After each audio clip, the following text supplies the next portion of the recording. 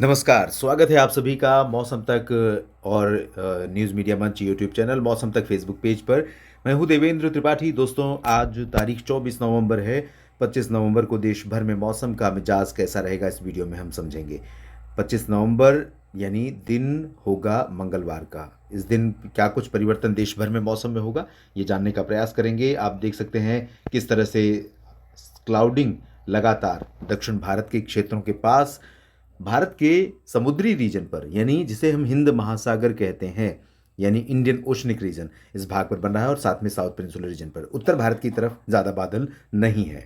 धीरे धीरे बादलों की श्रृंखला मध्य भारत और पूर्वी भारत के कुछ राज्यों पर भी पहुंच रही है, लेकिन ये बादल कुछ ज़्यादा प्रभाव नहीं दिखा पा रहे हैं। नीचे नीचे की तरफ हम शिफ्ट करें तो नीचे की तरफ भी कई जगहों पर बादल यहाँ पर दक्षिणी भारत के क्षेत्रों बन रहे हैं। और ये बादल बहुत ज़्यादा प्रभाव अभी नहीं दिखा रहे हैं, लेकिन आज बारिश की संभावना कई जगहों पर थी, तमिलनाडु में और आसपास के भागों पर।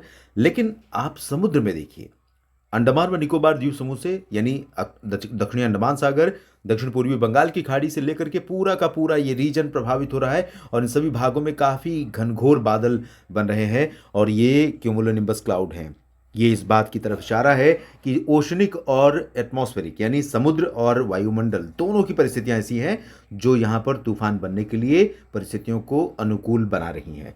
हालांकि एक और परिस्थिति है, जो है अरब सागर के क्षेत्रों और एडजॉइनिंग जो साउथ ईस्ट बंगाल की खाड़ी का क्षेत्र, यहाँ पर लो प्रेशर का बनना। तो ये इस सिस्टम के साथ साथ इन दोनों सिस्टमों का जो प्रभाव है, या दोनों का कह सकते हैं कि गुरुत्व है, प्रभुत्व है, वो दक्षिणी क्षेत्रों में एक्टिविटी की, काफ़ी इंटेंस एक्टिविटी की संभावना की ओर संकेत कर रहा है। लेकिन आपको बता दें, बहुत ज़्यादा एक्टिविटी अभी दक्षिण भारत में फिलहाल नहीं होने वाली है। बीच में थोड़ा ब्रेक होगा जब ये सिस्टम यहाँ पर डिप्रेशन की शक्ल लेगा। आगे बढ़ते हुए अगले 24 से 36 घंटों में ले सकता है, ये डिप्रेशन की इंटेंसिटी पहुंच सकता है।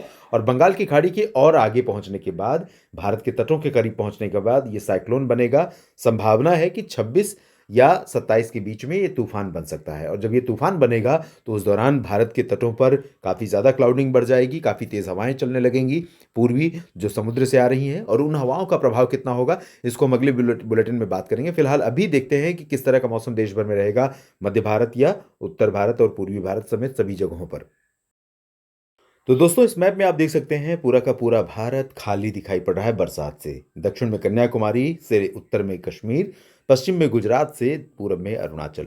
एंटायर रीजन क्लियर और ड्राई वेदर वाला दिख रहा है। और ऐसी स्थितियां इसलिए बनी हैं क्योंकि उत्तर भारत के पहाड़ों पर कोई डब्ल्यूडी नहीं है।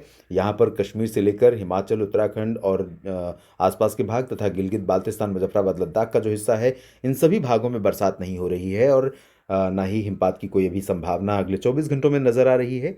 और यहाँ से लगातार चलने वाली उत्तर पश्चिमी हवाएं, जो पंजाब से होकर के बिहार तक चल रही हैं, और हरियाणा, दिल्ली, चंडीगढ़, राजस्थान के कुछ उत्तरी जिले प्रभावित हो रहे हैं। उत्तर प्रदेश का पूरा रीजन, मेरठ से वाराणसी, सोनभद्र, और अब पूर्वी मध्य प्रदेश तथा छत्तीसगढ़, उड़ीसा, झारखंड और पश्चिम बंगाल, इन रीजन्स पर भी इन उत्तर पश्चिमी हवाओं का असर दिखना शुरू हो चुका है। अगर मैं यहाँ से लाइन ड्रॉ करूँ तो कुछ इस तरह से ये हवाएं प्रभावित कर रही हैं इन सभी जगहों पर। जो पूरब का हिस्सा है, इस लाइन का कलर अगर मैं चेंज कर दूँ तो ज़्यादा स्पष्ट हो जाएगा, मुझे लगता है ज़्यादा समझ में आएगा। पिंक करता हूँ, इस तरह से आप देखिए।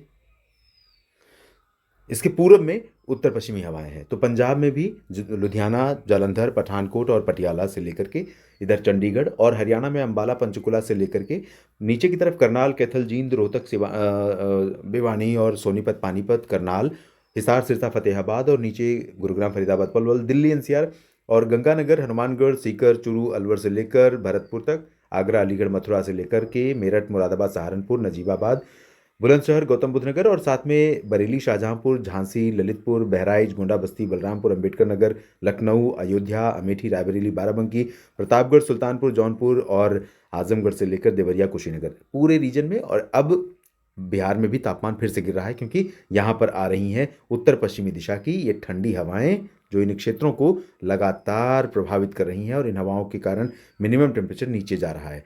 और यहाँ से हवाएं वापस ये रास्ता मोड़ करके दक्षिण और मध्य भारत की तरफ आगे बढ़ रही हैं। इसी में मर्ज हो रही है पूरब की हवा, जो बंगाल की खाड़ी से पहुंच रही है इन क्षेत्रों पर। तो इस वजह से यहाँ पर क्लियर और ड्राई वेदर रहेगा। पंजाब से बिहार तक कहीं पर धूल और धुआं या प्रदूषण दिखाई पड़ सकता है। अलग अलग कारण हो सकते हैं। प्रदूषण के स्तर में थोड़ी सी बढ़ोतरी सुबह के समय उस दौरान होगी जब हवा की रफ्तार मध्यम होगी या नील होगी। हवा की रफ्तार जैसे ही जरा सी बढ़ेगी, यहाँ पर प्रदूषण का स्तर लगातार नीचे चला जाएगा और आसमान साफ रहेगा। सुबह और रात का मौसम काफ़ी अच्छा ठंडा रहेगा। दिन में भी अच्छी चमकती धूप नजर आएगी। तब तक जब तक तूफान आगे नहीं आ जाता, तूफान भारत के तटों पर लैंडफॉल नहीं करता या पूरे देश की हवा तूफान के प्रभाव से बदल नहीं जाती, तो अभी उसमें थोड़ा सा समय लगेगा। मुझे लगता है कि 28-29 के बाद ये परिस्थितियां बननी शुरू होंगी, जब बंगाल की खाड़ी से आने वाली हवाएं इस तरह से भारत के उत्तरी क्षेत्रों में दिल्ली और हरियाणा और पंजाब तक पहुंचनी शुरू होंगी। तब यहाँ पर परिवर्तन शुरू होगा और इन क्षेत्रों में टेम्परेचर में दिन में थोड़ी सी दिन में धुंधला और रात में टेम्परेचर में बढ़ोतरी दर्ज की जाएगी और सर्दी काफ़ी कम हो जाएगी। तो नवंबर से ये तय मान लीजिए कि पूरे भारत में नवंबर की शुरुआत में जितनी सर्दी थी उससे कम नवंबर के अंत में देखने को मिलेगी, ऐसा मेरा अनुमान है, ड्यू टू जो एटमॉस्फेरिक और ज़मीनी कंडीशंस हैं उनको देखते हुए। राजस्थान में और मध्य प्रदेश के पश्चिमी भागों, महाराष्ट्र में विदर्भ, मराठवाड़ा, मध्य महाराष्ट्र तथा कोंकण गोवा और गुजरात के सौराष्ट्र और पूर्वी रीजन तथा कच्छ, इन सभी भागों पर हवा की रफ्तार उत्तर की बंद हो गई है, स्पीड कम हो गई है, उत्तर की दिशा की हवा बंद हो गई है, जिसके कारण यहाँ पर धुंधलापन थोड़ा रहेगा और सुबह के तापमान में वृद्धि होगी। दिन में तापमान में कोई ज़्यादा फेरबदल भी होने की संभावना नहीं है।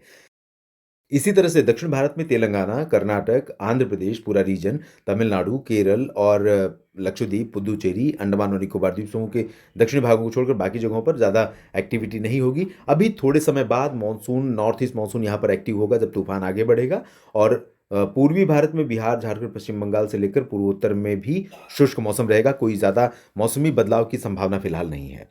बाकी दैनिक यानी डेली अपडेट्स के लिए लगातार आप मेरे साथ कनेक्टेड रहिए न्यूज़ मीडिया मंच और मौसम तक यूट्यूब चैनल और मौसम तक फेसबुक पेज पर।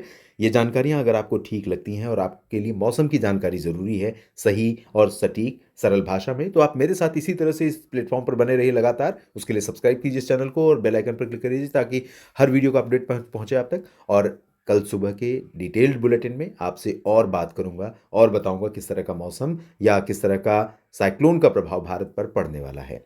नेशनल वेदर बुलेटिन में अभी के लिए इतना ही। सभी किसान साथियों और सभी मित्रों का ये वीडियो देखने के लिए दिल से धन्यवाद।